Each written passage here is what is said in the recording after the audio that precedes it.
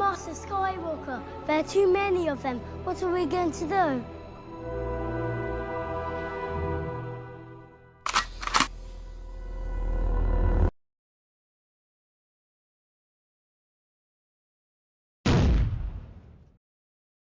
Are you ready for some football?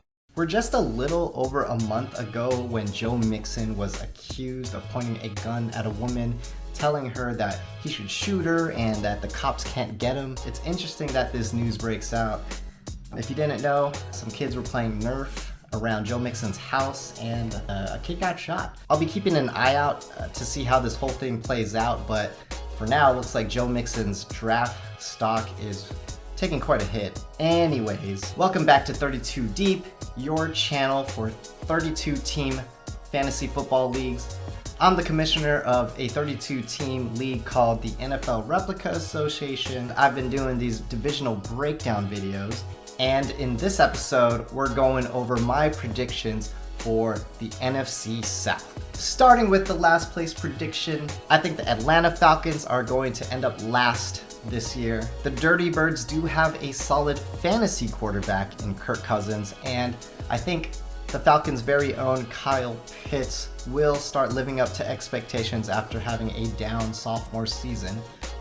But the rest of the team, Cam Akers is trash as his nickname suggests, and most of the roster is made out of bottom of the barrel players, people you can find on the waiver wire in most leagues. This team does have the 6th overall pick.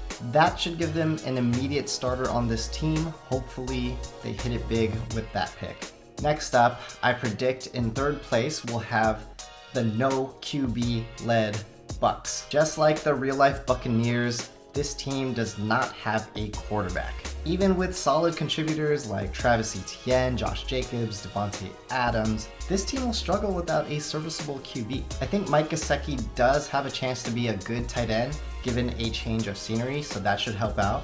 This team does have the 18th pick. It's not going to solve their quarterback problem, but if they land a solid contributor, it should help. I had trouble picking the final 2 teams. It was really tight. But 2nd place should go to the New Orleans Saints. I'm predicting Alvin Kamara misses sometime, and if he doesn't, we will eventually forget he was in any criminal trouble after putting up 30-point weeks. It's quite a sad world we live in. But without him, this team still does have Joe Cool as their starting quarterback. He's gonna give you a chance week in and week out. You've got Jerry Jeudy and Donovan, the People's Champ Jones. They're pretty solid. The Saints don't have any draft picks, but Jordan Love should be a good bargaining chip down the stretch. This team should be able to ship off Jordan Love for some good assets if they're planning on making a championship run. That leaves the Carolina Panthers with 1st place in the division. This team has a lot of team depth, which is huge in best ball. Almost every player on the roster can contribute on a weekly basis. Tua might be one away from ending his career, and by that I mean concussion, but Jimmy G should be able to slot in if that does happen. I truly hope it doesn't. The rest of the team is good enough to carry this team to the playoffs. There aren't any real studs, but solid contributors across the board. Maybe Michael Pittman takes a step up this year, depending on who the Colts have at quarterback. The Panthers don't have any draft picks coming up. They don't even have any of their draft picks for next year coming up, so this is it. Hopefully this team is good enough to make it far in the playoffs, hopefully win a Super Bowl, but they're not going to do that through the draft. Well, that wraps up the NFC South, and actually it wraps up all the predictions for the NFC Conference this year. Stay tuned as we move on to the AFC.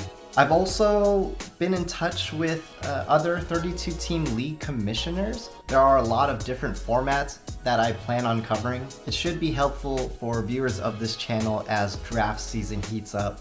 That's all for this week. I'll see you guys on the next one. Peace.